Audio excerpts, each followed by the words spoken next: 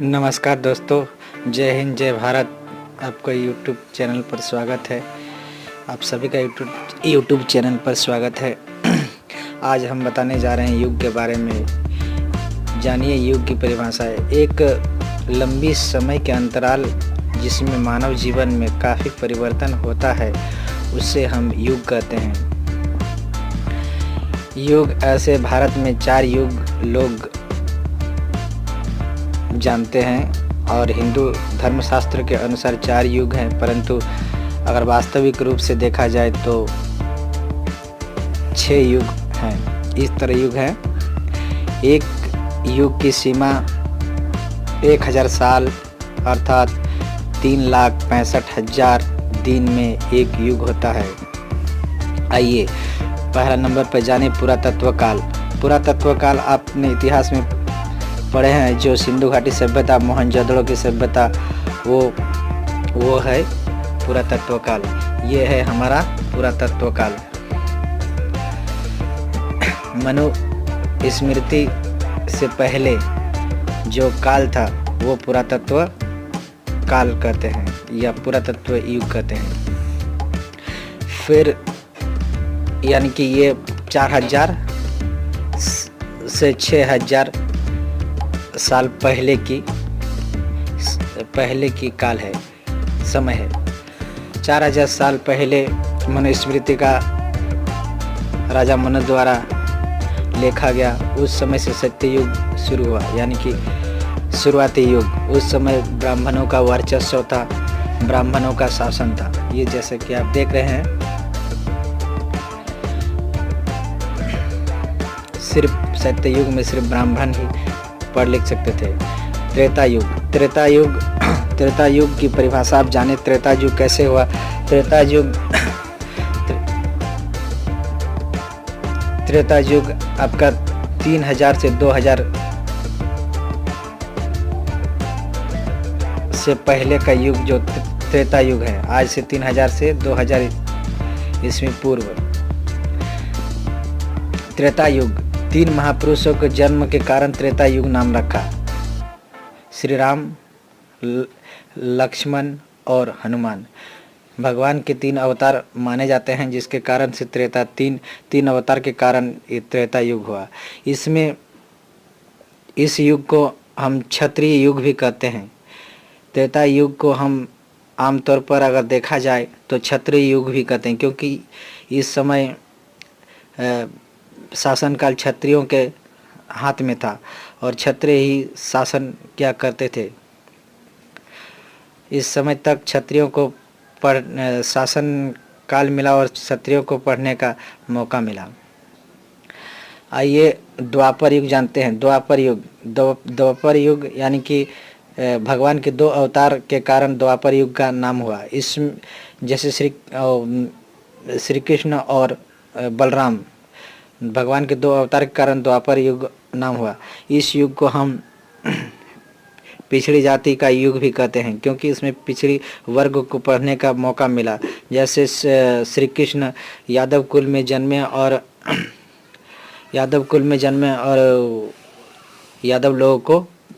यादव लोग जैसे और कोई पिछड़ी जाति को पढ़ने का मौका मिला और छोटे छोटे व्यवसाय करने का भी मौका मिला। द्वापर युग जान गए। अब चौथा नंबर में 5वीं नंबर में कलयुग आता है। द्वापर युग का समय काल जान लीजिए। द्वापर युग का समय काल आपको 2000 से 1000 ईस्वी पूर्व, ये द्वापर युग होगा। कलयुग 1000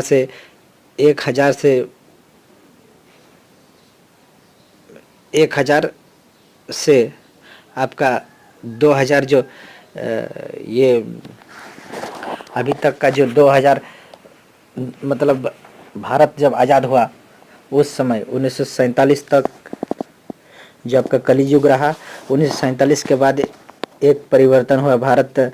हालांकि सब युग में अलग अलग परिवर्तन हुआ। जैसे मैंने बताया, ब्राह्मण का शासन हुआ, फिर क्षत्रिय का शासन हुआ, पिछड़ी जाति का शासन हुआ, तो पिछड़ी जाति को ये बढ़ने का मौका मिला।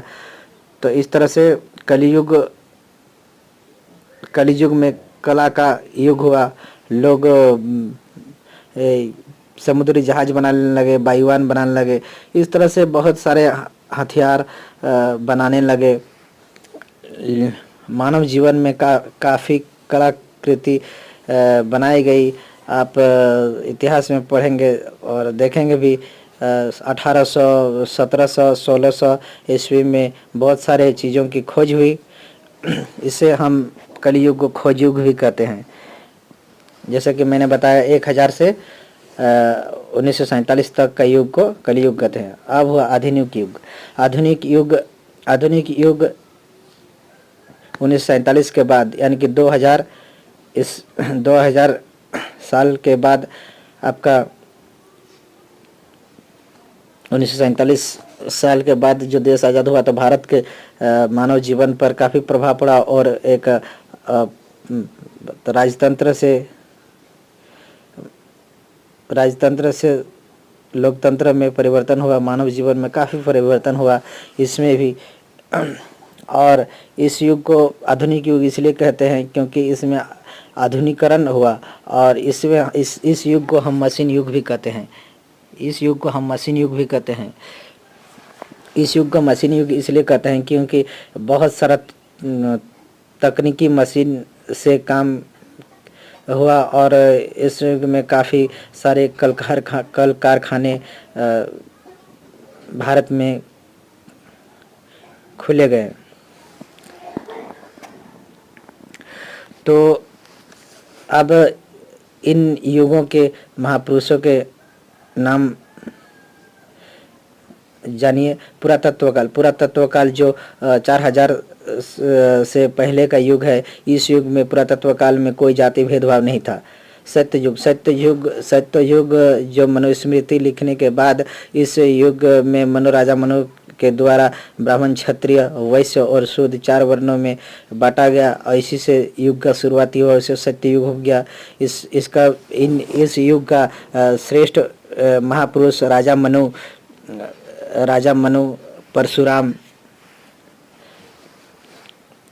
आदि महापुरुष थे। त्रेता युग के श्रेष्ठ महापुरुषों में श्री राम,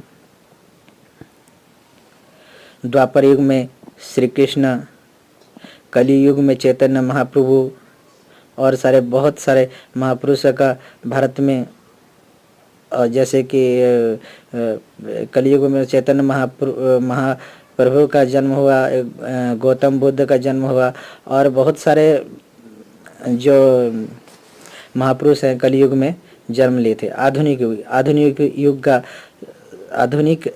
युग का अगर श्रेय जाता है तो बाबा साहेब भीमराव अंबेडकर को, क्योंकि उन्होंने एक संविधान बनाया। संविधान के अनुसार भारत के एक संविधान के अनुसार काफ़ी परिवर्तन हुआ, जिससे लोग एक धर्म में भारतीय धर्म में लोग ढलने लगे। तो चलिए दोस्तों, ये सब युग के बारे में जाने। आज तक तो अपने 4 युग का ही पता चला। नमस्कार दोस्तों, जय हिंद, जय भारत।